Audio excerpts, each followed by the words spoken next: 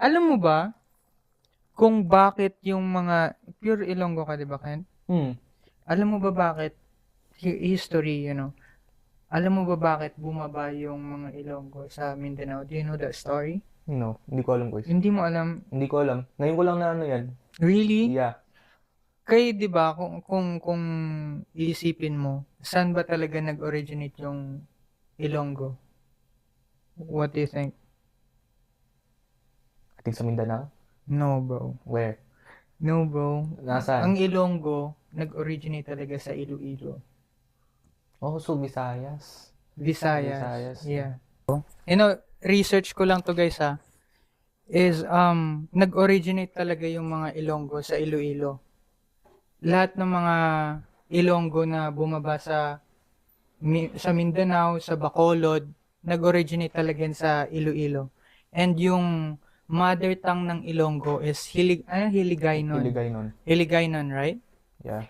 And yung pinagkaiba ng Bisaya sa Ilonggo is really big difference is because yung mga Bisaya galing sa Cebu. Tapos yung mga Hiligaynon ng mga Ilonggo galing sa Iloilo. Pero part lang siya ng Visayas.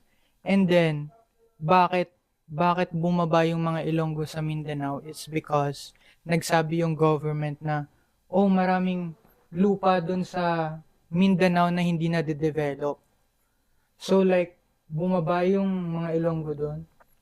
Kinuha nila yung opportunity na yan. Kaya may mga Ilonggo doon, may mga Bisaya, may mga Ilocano, nandun sa Mindanao.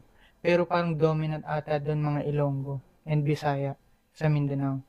So ngayon, this caused na, nagalit yung mga Muslim dahil sa government decision na, kami yung, matagal na kami nandito, right? Ba't kailangan pa ng mga ganito mag-develop, ba't nyo papakailaman yung land namin. So, that's one of the reason bakit nagkagulo yung Mindanao. So, Oh, so Muslim pala yung nauna sa Mindanao. Muslim talaga. Tsaka dahil sa government, kasi madaming opportunities doon, madaming lupa, madaming resources. Mm, So, ang ginawa ng government is, like, yung ibang tao na nakatira sa Visayas or sa Luzon, mm, pinalipat sa Mindanao. that's Kasi, true.